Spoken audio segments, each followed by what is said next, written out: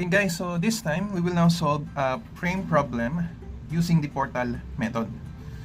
So, ito, pwede nyong i-add sa notes nyo. So, nakita ko yung aking note nung college kung saan meron tayong step-by-step procedure na susundin para ma-solve yung pinapahanap sa problem dito, which are the reactions dun sa base or dun sa support ng frame na ito. Okay, so ito naman, susundin nyo lang yung step-by-step process. Again, medyo mahaba lang siya, pero madali. And at the end of this video, naituturo ko sa inyo yung tinatawag naming tamad method. So kahit hindi mo nasundin yung step-by-step process, pwede mo siyang i-analyze using only the free body diagram. Okay, so for step number 1, we will compute the column shears.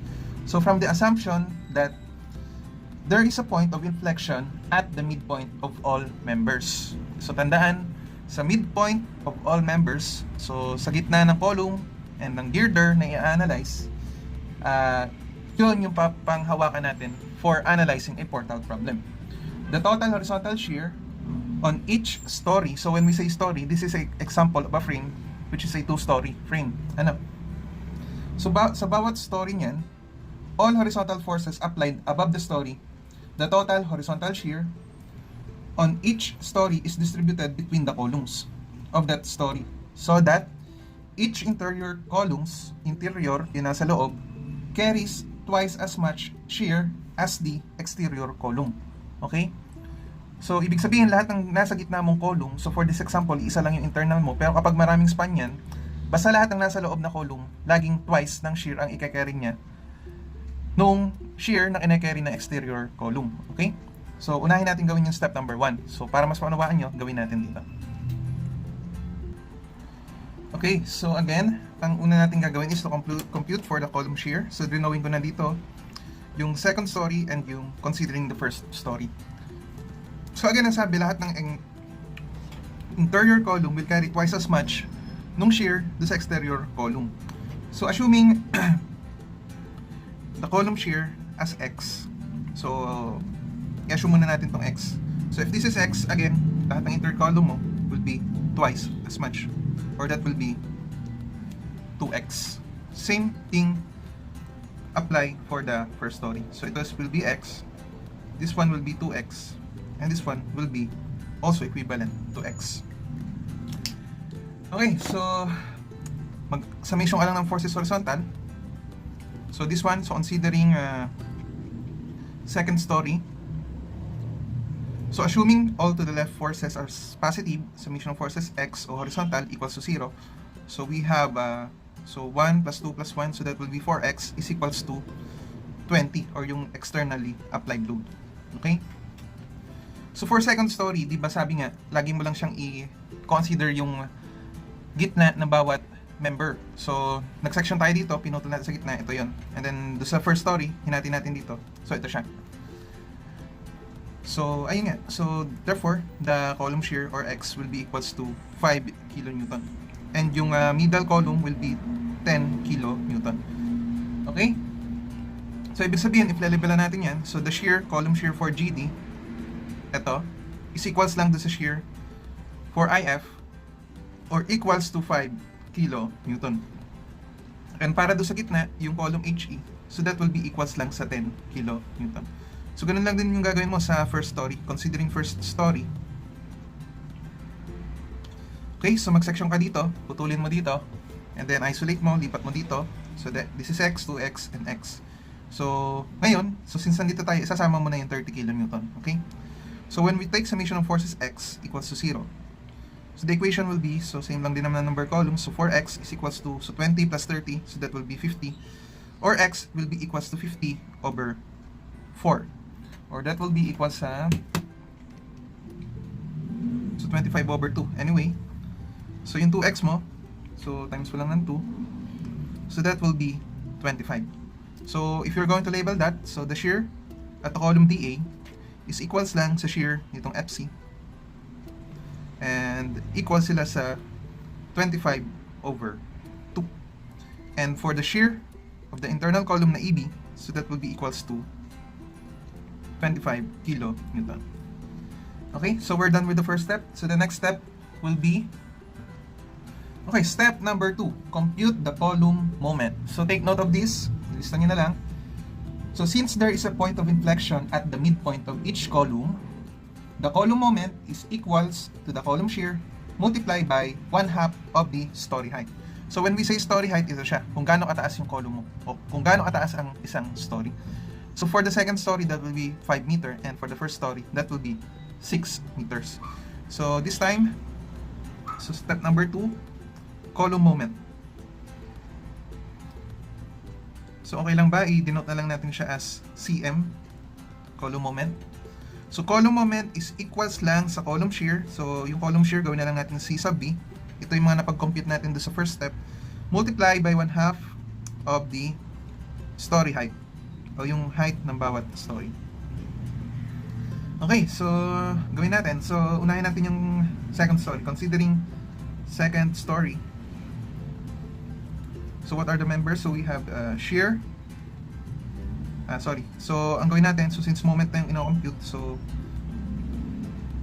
column moment of GD, which is equals lang sa column moment ni IF, so equals do sa shear GD na 5 multiply by 5 over 2. So that will be 25 over 2. So that will be column kilonewton meter. And for the column moment of your internal column na HE, so that will be equals lang sa 10 times 5 over 2. Or that will be, so 50 over 2, or that will be equals to 25 kilonewton meter. Okay, so we're done with the second story. We will now proceed with the first story. So dito na lang natin sulat. So considering first story. So ganun lang din. So for the column moment of DA, so that will be equals lang sa column moment ng FC, or that is equals lang sa 25 over 2 multiplied by the 1/2 of the story height, or 6 over 2, or equals to 3. Okay? So 25 divided by 2 times 6 divided by 2, or that will be 37.5 kilonewton meter. Okay? And for the column moment of this internal column na EB, so that is equals lang sa cm of EB is equals to 25 times 6 over 2, so that will be equals to 25 times 3, so that will be equals to 75 kilonewton meter. Okay, so lagyan lang natin dito ng mga palatandaan. Try natin pagkasyahin dito sa isang bond paper. Okay, so let's proceed with the next step. Ano ba step number 3? So this time, compute the girder moment. So paisulat na lang ulit. So to find the girder moments for any joint, the sum of the girder moment is equals to the sum of the column moment. Okay, so paano ba gagawin yon? Okay, so hatiin lang natin dito. So for step number 3, baba ko lang na konti. Compute girder moment. So isulat ko lang GM. So girder moment. So at any joint, yung summation mo ng girder moment is equals lang doon sa summation ng column moment mo. Okay? So let's start with the second story. So ito muna ha. So at second story, so let's consider first joint G. So at joint G, okay? So sa G, kung mapapansin mo dito, di ba meron kang isang column and meron kang isang girder. Again, we are computing for the girder moment. And on this step, di ba GM is equals lang sa column moment at each joint. So ibig sabihin, ilan lang ba ang ano ba dito? I-consider. Di ba dalawa member lang? So column moment ni GD and yung girder moment ni GH. So at joint G, the column moment is the column moment for GD, which has a value of 25 over 2. Sige, isulat muna natin yung equation para hindi nandito. So column moment ni GD is equals lang sa girder moment ni GH. Okay, so the knowing that the column moment for GD is 25 over 2. So therefore, the column moment for GH is equals lang din sa 25 over 2. Okay, so meron na tayong value nito. Next, we will proceed with at joint H. So sa joint H, kung mapapansin nyo, dalawa na yung girder moment mo. So meron ka moment dito kay GH, meron ka rin dito kay HI. And for the column moment, so iisa lang naman yung column doon sa joint H mo. Okay? So at joint H, so we have column moment ni HE is equals do sa girder moment ni GH, which is the value na na-compute natin kanina na 25/2 kN/meter, plus the girder moment ni HI. Okay? So gawin natin. So column moment ni HE, we have 25. So equals to 25/2 and then plus GM HI. So therefore, the girder moment for member HI is equals lang sa 25 minus 25/2, or that will be 25/2 din. Okay? And last, kung gusto mo i-check if tama itong nakuha natin for HI, pwede ka mag joint I, okay? So to check, we will consider this joint I. Okay, so ganun lang ulit. So column moment is equals to girder moment. So ang column moment mo for dito is yung for member IF. So column moment ni IF should be equals to girder moment ni HI. So knowing that the value for IF equals to 25/2, so GM HI, which is correct naman, ano. So sa dulo dapat pareho lang dapat yung lalabas na sagot. Okay, so ganun lang din yung gagawin mo sa first story. Ang mangyayari lang dito sa first story, dito sa mga joint na to, anong mapapansin mo? Di ba magiging dalawa naman yung column ngayon? Okay? Since dito sa joint D, consider mo na yung column moment ni GD and ni DA. So ganun lang din. Basta alam mo na girder moment is equal to column moment. Okay? So, anong unahin natin? So, at joint D. So, we have column moment for GD plus the column moment for DA is equals to the girder moment ni DE. So, in short, the GMDE is just the sum of these two column moment. So, we have column moment for GD. So, na-compute na naman natin kanina as 25/2. And then for DA, so that is 37.5. So plus 37.5. So the answer for that will be equals to what? So 25 divided by 2 plus 37.5. So that is equals to 50 kN/meter. And the next, we will now consider at joint E. So for joint E, apat na members yung magtatagpo-tagpo dyan. Okay? So meron kang dalawang column moment and meron kang dalawang girder moment. So the column moment for, unahin ko na yung column moment, column moment HE, and then plus the column moment for AB,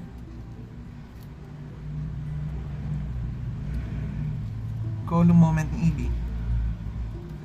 wala ng tinta. So this is EB is equals to the girder moment ni DE.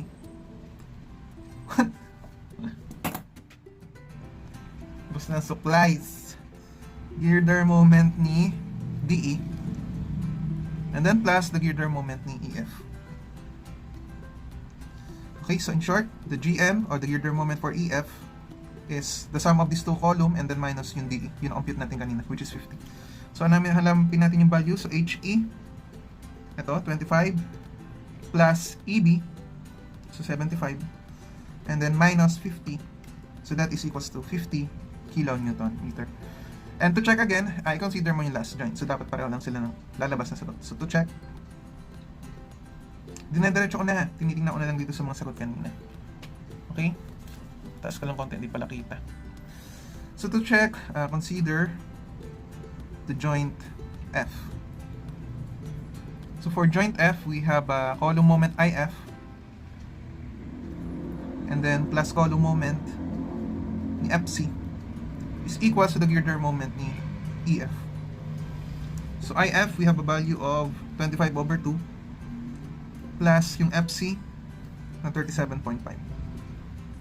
So girder moment EF. So ano yung sagot sa kanya? Plus 37. Ay, sorry. 25 divided by 2 plus 37. So that is also equals to 50. Which means correct yung nakuha natin dun sa girder moment ni EF. Okay? So we will proceed with the next step. Okay, so for step number 4, basahin ko ulit and please take note of this. So this time we will compute the girder shear. So to compute for the girder shear is equals the girder moment, yun compute natin from step 3, divided by 1/2 of the length of the girder. So given naman yung length ng girder mo, which is 8 meter. So ganun lang ulit, coming from the assumption na always mo i-consider is yung mid-length o yung kalahati lang ng bawat member. So kalahati lang ng height ng column and kalahati lang ng length ng iyong mga girder na ina-analyze. So ibig sabihin pala, so for step number 4, this is for the girder shear.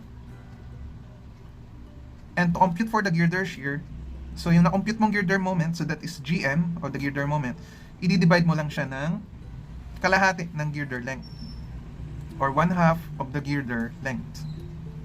So length of girder. Okay?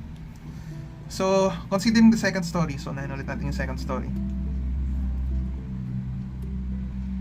So, ano yung mga girder natin? So, shear GH is equals lang sa moment, o girder moment ni GH divided by kalahati ng length ng girder, which is equals to 8/2, or that is equals to 4.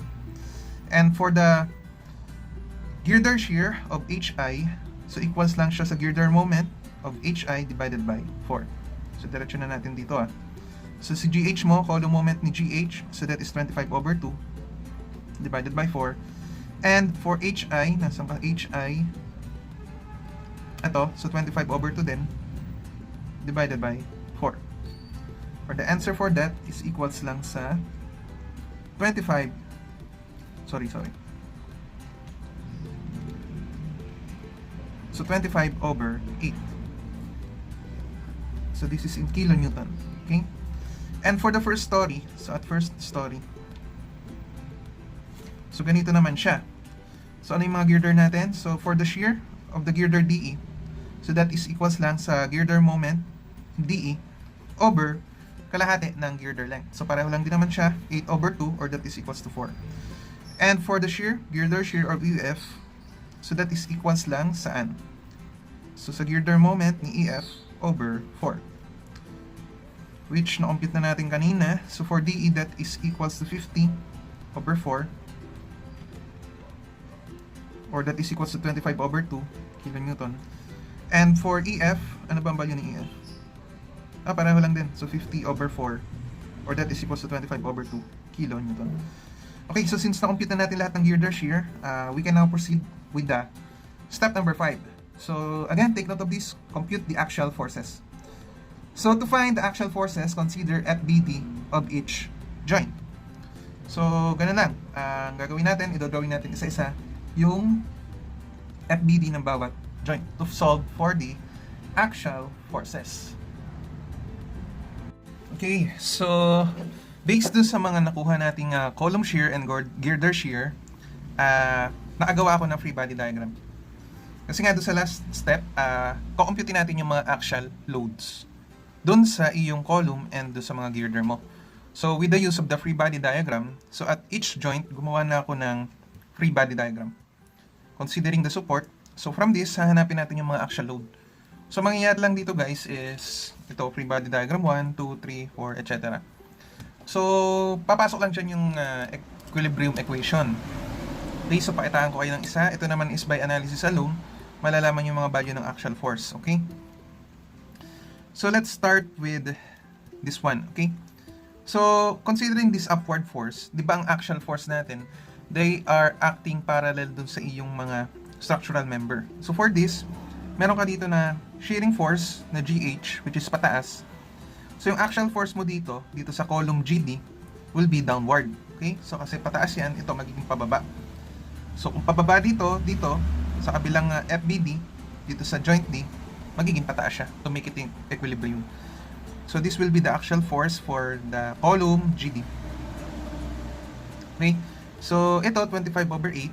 So, kung pataas yan, magiging pababa lang dito and wala ka na namang vertical forces. So that is 25/8 kilonewton.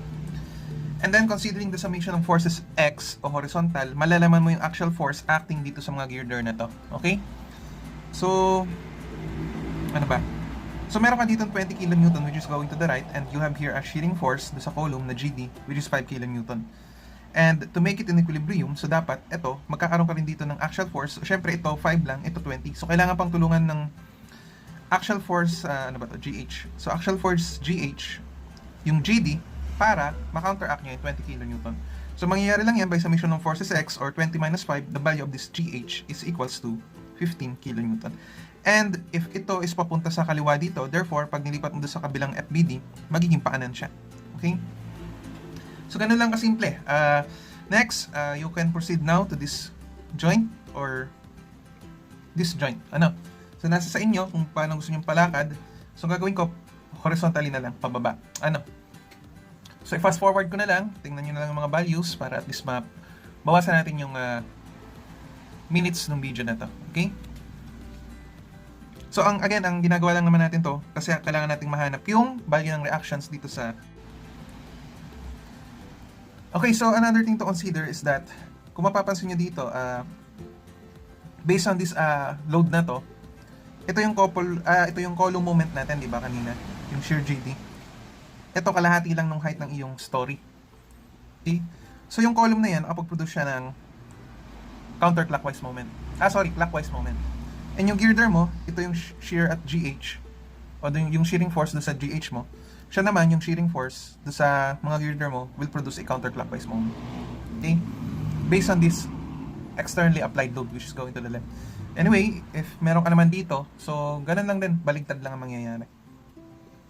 Okay, so for example, dito sa joint E, again, yung column will produce a clockwise moment. Itong HE mo, di ba, clockwise, ito clockwise. And then yung sa mga girder mo, counterclockwise lang yung ikot. Okay, so yun lang din yung gawin yung palatandaan. Na lahat ng column mo magproduce ng clockwise and yung lahat ng girder mo will produce a counterclockwise moment if the load is applied with the same direction as this one. Okay? So, ayun. So, again, isolve ko na lang to ng mabilis. I-fast forward ko yung video hanggang maarating tayo dito sa point na to para malaman natin yung mga reactions dito sa point A na to.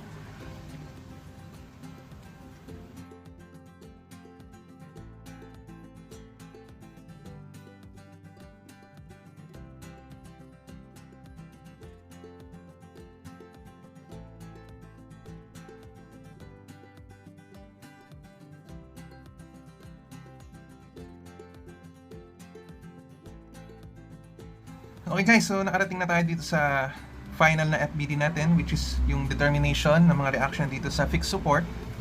So we arrive at this axial forces and shearing forces dito sa mga column na to. Okay? So with that, malalaman na natin yung mga values ng reaction dito sa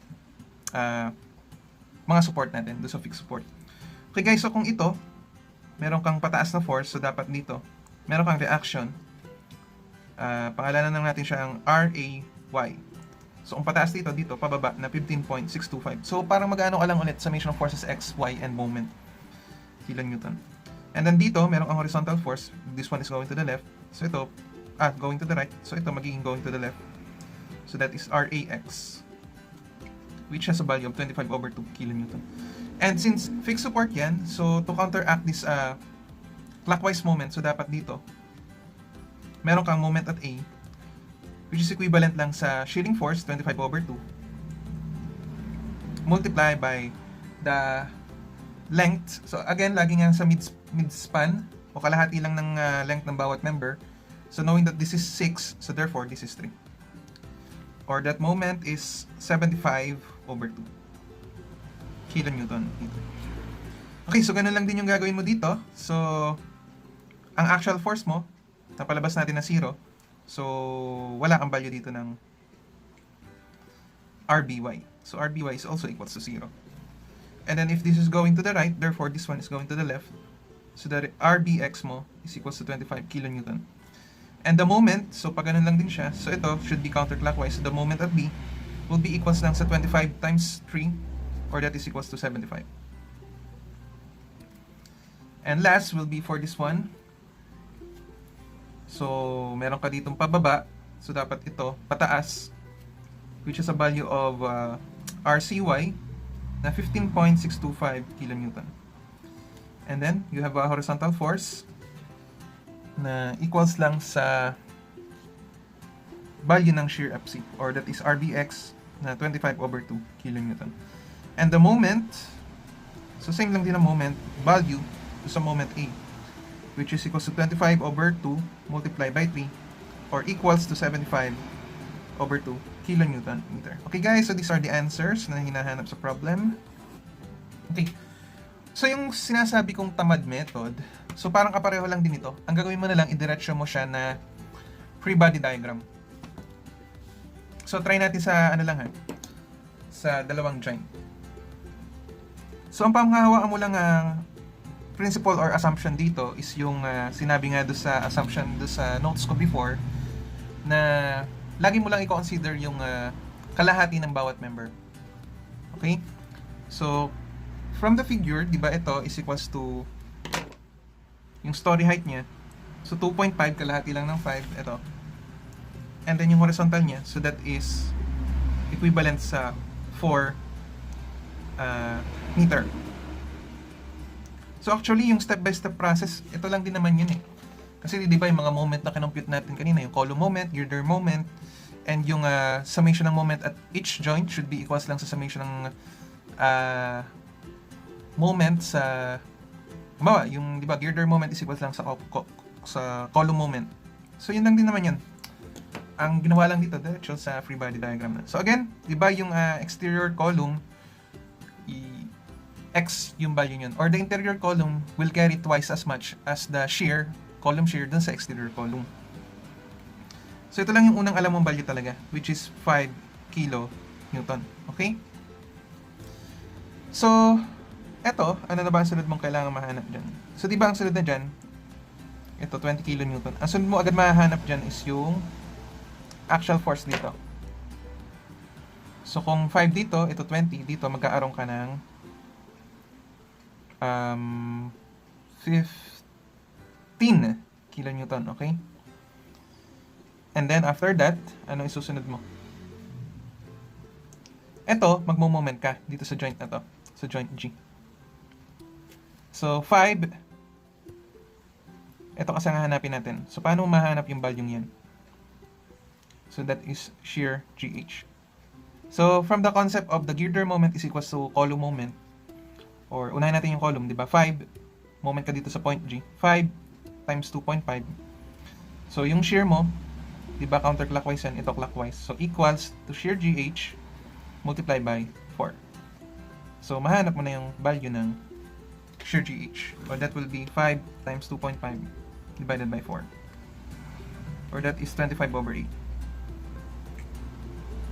25 over 8. Okay, after that, ang sunod mo mahanap dyan is yung actual force dito sa column GD. So kung pataas yan dito, therefore dito pababa. So ito lang naman dalawang vertical forces, so therefore the actual force for D is equals lang sa shear GH na 25 over 8. So, ganun lang din yun. Ano? Ang nangyari lang dito, diretso ka na. Hindi mo na gagawin yung step by step. So, nasa sa inyo kung aling method yung gusto nyong gawin. Pwede namang ito. Ito naman. Actually, ito nanggaling lang din dito eh. Pero maganda dito, at least, yan, may pattern ka na. So, yung step number 2, column moment. So, that is column shear times 1/2 lang na story height. And then, after mo makuha yung column moment, makukuha mo si girder moment that knowing the principle of girder moment is equals to column moment. Okay? So, after getting the values of your tawag dito, girder moment, so makukuha mo yung value ng girder shear. So, to get that, the girder moment, divide mo lang ng length, kalahati ng length ng bawat girder. So, actually, ito lang din naman yun. Nangyari lang dito, formula based ito, by analysis alone. Knowing that, panghawaan mo again principle is, laging yung kalahati lang ng length o haba ng bawat member ang i-consider under portal method. Okay, so sa next example natin, magkakaroon tayo ng combination ng frames and trusses. Okay? So, see you on the next video.